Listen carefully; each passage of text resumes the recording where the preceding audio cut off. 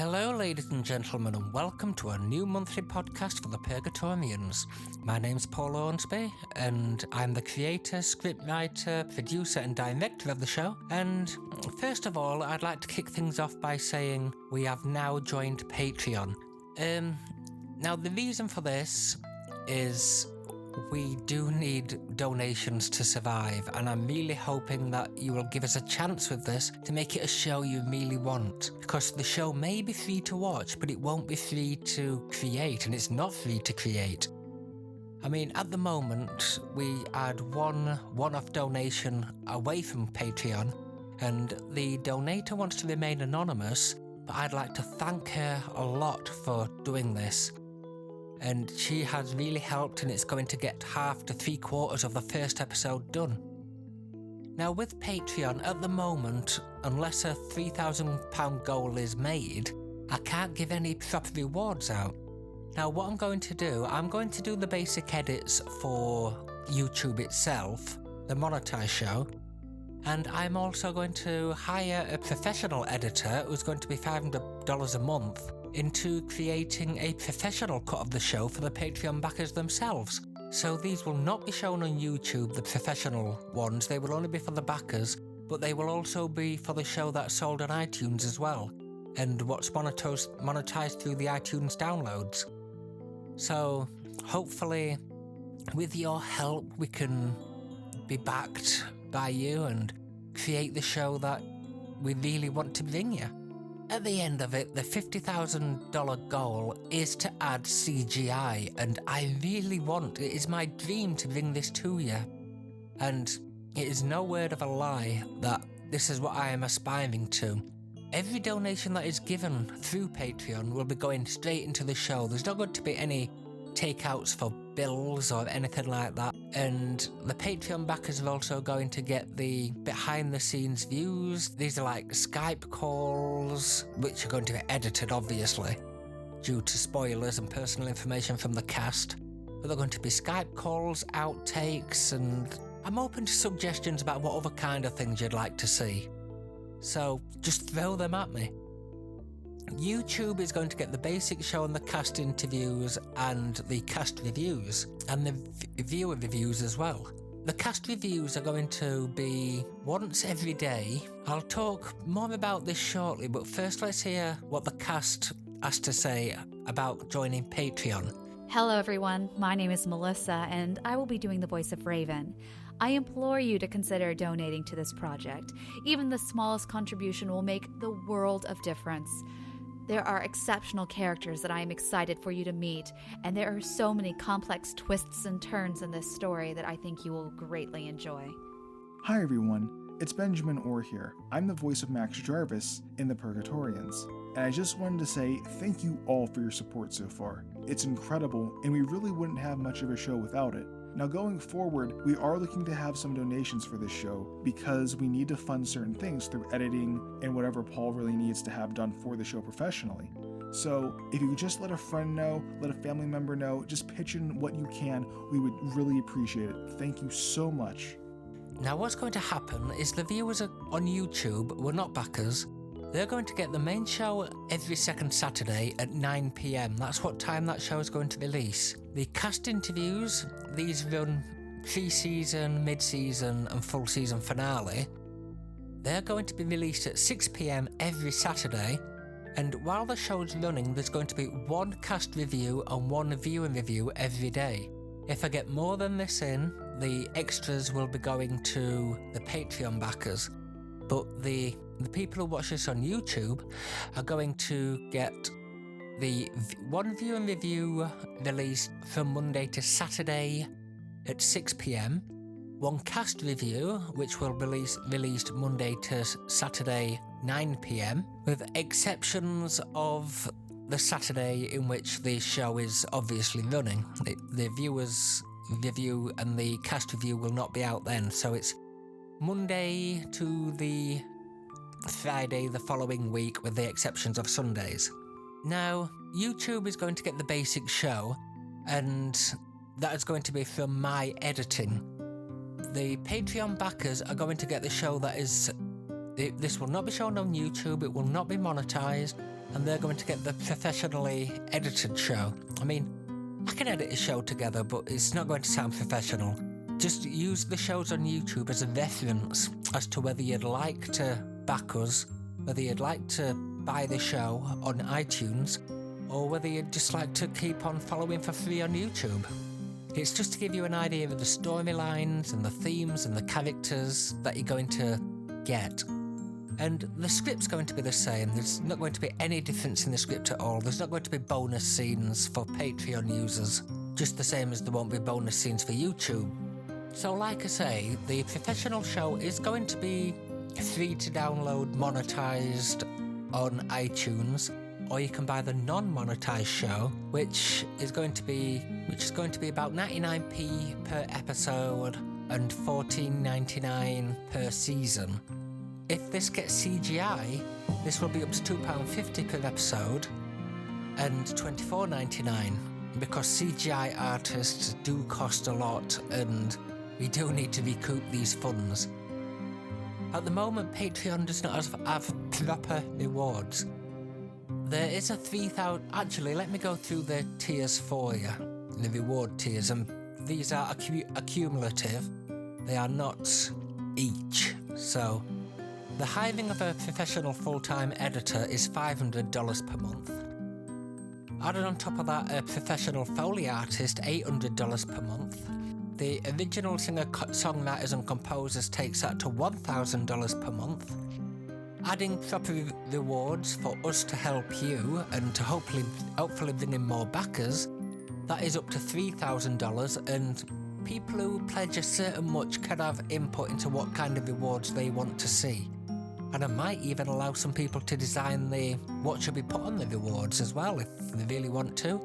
And if their designs are ever added to an online store, I will pay them for this. Not per item, I will pay them for the design that they used.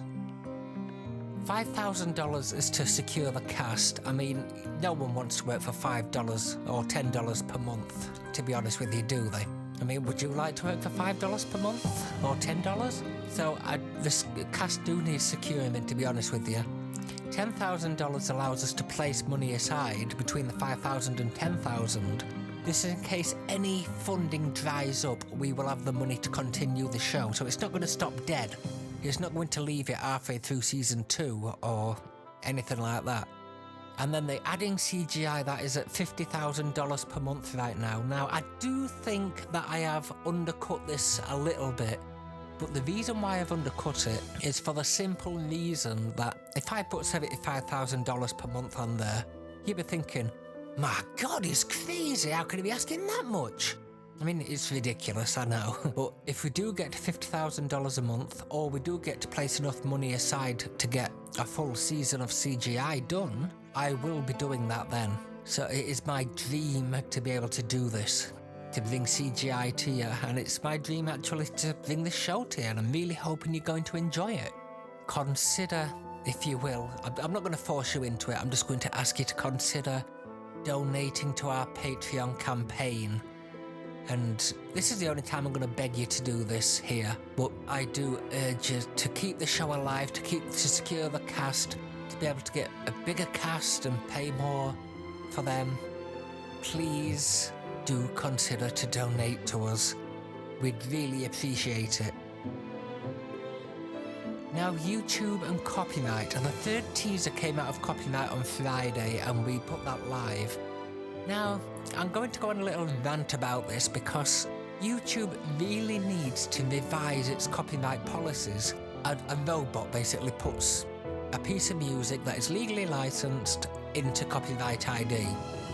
These people get 30 days to dispute this or let it run out. 14 days is enough to say, yep, we stand by this idea, let's keep on with the claim.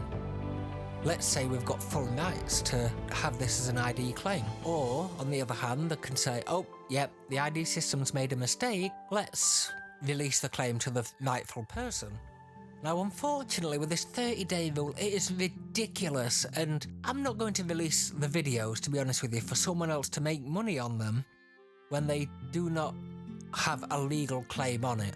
So I would rather hold it, which is why most of my shows are going to be scheduled, and they are not going to be uploaded there and then gone live. This is to avoid delays to use. I don't want delays. I want to remain consistent with the shows. And this includes the 6 days a week reviews as well as anything else. And also, they also need to revise their policy on allowing people to reclaim this as well, because if these people have not looked into the claim, or they've not looked into it properly, and they've either allowed it to run out, or they've allowed it to be released, this is on them. They should not be allowed to reclaim any music whatsoever. So that should be looked into. Because when they release that claim or let it run out, that's them saying, yeah, we agree, it's been falsely ID'd. So it does need looking into, because once another viable platform comes up that treats this better, YouTube's going to lose a lot of people, a lot of creators there. So I do believe they need to revise this badly. I want to speak a little bit about me. I mean, why I wanted to do this show. It's only fair. The cast have done interviews, so why not say why I wanted to do it? I'm not going to go too much into my past. And I know a lot of you will say, pick yourself up and get over it and stuff like that, but I'm hoping some of you do understand as well. Well, it started in the back end of middle school. I was bullied at the back end of middle school, and this went all the way through high school. I did try to join the bullies for a short time, but I decided it weren't for me, and I became pacifist. I mean, I'm not a hippie. I've got nothing against hippies, but I'm not a hippie, and I believe each for their own, but I do not believe in hurting another living soul no matter what. So I got bullied all the way through that time, and that was just a taster, believe me. That was a taster of what I were to expect through life. Now, throughout my adult life, I have been beaten. This ranges from a punch or two to, well, it ranges in all sorts of physical violence, a punch or two to broken ribs and stuff like that, and broken bones. So, I have been beaten. This goes into a high three-figure sum that this has happened to me. This is no word of a lie. And this left me with anxiety and depression and paranoia from everybody. And at that time, my coping strategy was to turn to alcohol. And I became addicted to alcohol in 2001. And this lasted up until 2006, and I was drinking from waking up to passing out. And even if I woke up during the night, I would take a drink of lager or cider or whatever I had outside of me, and then go back to sleep. But I weren't going to sleep to begin with. I was just passing out. This is what the doctor says to me. And this happened for 5 years. I had one failed detox in 2003, I think it were, or late 2002. I went okay for 2 weeks after that, but then I relapsed. And then it weren't until 2006 that it was February 15th, 2006, and I can tell you, it was 12:54 in the morning, well, between 12:52 and 12:54 in the morning of that date, and I remember it clearly. Because I'd been babysitting for my nieces and nephews, and I only had 4 cans, and I drank 3. And all of a sudden, something snapped in me, and I tipped it all down the sink. And I decided there and then that I never wanted to drink anymore. So I put that past behind me. I did nearly relapse 2 weeks later. I got stuck in the shop, and I was staring at the alcohol, but luckily I had my 11-year-old niece with me at that time, and she gave me an ultimatum. She said if I pick up that drink and I buy it, she will never speak to me again, and I will always be thankful for her for doing this to me. I mean, she saved me from relapse, and it was a choice between letting my family down once again and giving in to the demons, or for once in the past 5 years, to actually listen to my family and do the right thing by them for once, because I weren't a very nice person during drink, and I was only out for myself and where the next drink was coming from. I mean, I didn't burgle people. I didn't go out to people's houses and burgle them. I weren't like that. But it was a bad time. In 2006, my counsellor told me about a project, and I really want to stress that anyone, if this place is still there, anyone in Doncaster who is having any sort of problems with alcohol, go to, I can't remember what the street's called, but go to the street where the old Odeon used to be, and opposite a charity shop, if the charity shop's still there, opposite the tunnel that goes through, there is Doncaster Alcohol Services. They will be a great help. And if you don't live in Doncaster, find out any services that are nearby. I mean, they gave me a dry house, they put me in there for 2 years, you weren't allowed to touch alcohol, you knew you could be subject to random alcohol tests anytime, day or night. I mean, we did have them coming out at 3 o'clock in the morning at some point to give us a test. And it's not like Alcoholics Anonymous, there's no religion involved or anything like that. You are you, and you are battling these demons like all the rest, and you are just supporting each other, and the staff are supporting you too with 24-hour care. Support, sorry. There's also the fact that they used to give monthly things to you, like trips out and stuff like that. And 1 month we had a Halloween murder mystery, and we did it, and it was where you get the scripts, and we acted, and they saw that we're giving it my all, so they told me to join the theatre, the amateur theatre, so I did, and I got a cast as chorus. I got told I had to prove myself first, so I did this, and I got many main roles and secondary roles after that, and then I went to college and did my national diploma. Now, during this time, something really bad happened. I moved out of the dry house, and not because of drink, my time had just come to an end, and I'm still off drink to this day. Now, I moved into this dry house, and I got a place with somebody else, a housemate. Now, we got burgled at some point, and this knocked me down really badly. And then it came to another point, it carried on going down and down, and my anxiety, depression, paranoia just went through the roof, and I still struggle with this to this day. I mean, there were some days I could not even get out the house. I locked myself in that front room because for some reason there was a lock on the front room door. So I locked myself in that front room for 7 days. Well, 7 nights, not days. I tried to keep normal during the days, but this declined. This impacted my college life, my theatre life. I could no longer get to many rehearsals. I could hardly get to college anymore. But luckily I had some tutors that were understanding, and they helped me through it, whether I could or could not attend, and they helped me to get my diploma at the end.